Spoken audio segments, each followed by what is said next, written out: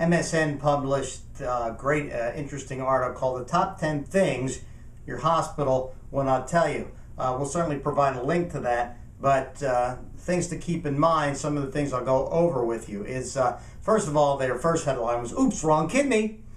We know that there have been incidents where hospitals, surgeons operate on the wrong body parts, the wrong side of the this leg versus that leg, but more commonly it's about medication errors and things like that. So you really need to have somebody on your side, whether it's a relative, a friend, a patient advocate, who can basically take notes and make sure that everything is being done properly for you, including your meds being dispensed properly.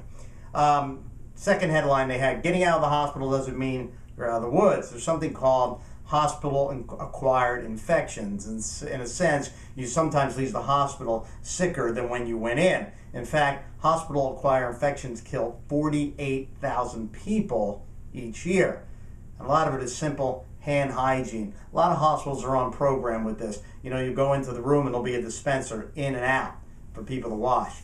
The problem is you have to hold the staff accountable for actually doing that. Sometimes, even though in this day and age, you know, they come in, they have a whiteboard and they write who's in charge, it's still really hard to find out who's in charge. So you kind of need to do a little bit of your homework on who the hospital hierarchy is, maybe even before you get there. Get the physician, the attending physician's phone number. Know how to reach the rapid response team. Know who the supervisor is. Okay? Also, everything is negotiable. You know, in this day and age, there's actually more people with insurance who can't pay their bill. You know, insurance covers so much, high deductible plans, more out of pocket. Know that everything is negotiable.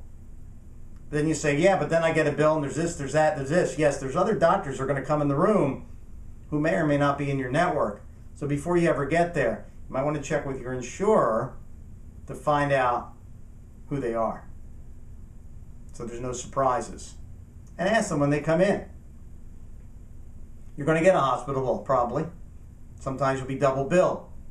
There are actually companies that can look over your bills, find discrepancies, and go to bat.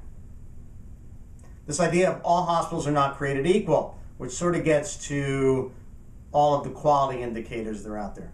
There's some, you know, the public, hospitals love this too. U.S. News and World Reports publishes the top 100 hospitals every year. People look at that. How credible it is depends, you know, on your point of view. There's other entities like Health Grades. I use that as a starting basis, okay? Use it as a basis to get some information.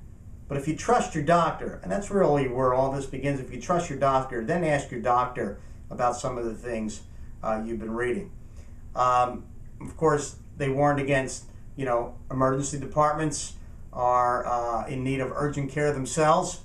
But some of that's our own responsibility. Sometimes people go to the emergency department when they have no business needing to go to the emergency department. But just be aware of that and be aware of just how busy these departments are and continue to be. And so advocate for your health while you're there. This is one that, frankly, out of this whole list, I really didn't know. Avoid hospitals in July like the plague. Really meant avoid in the summer as well. And I should have known because I worked in a hospital where we had residents, right? Students.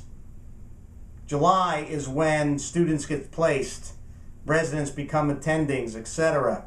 It's essentially new training ground, new guinea pigs. And there's actually mortality rates that back this up. Mortality rates rise 4% in July and August.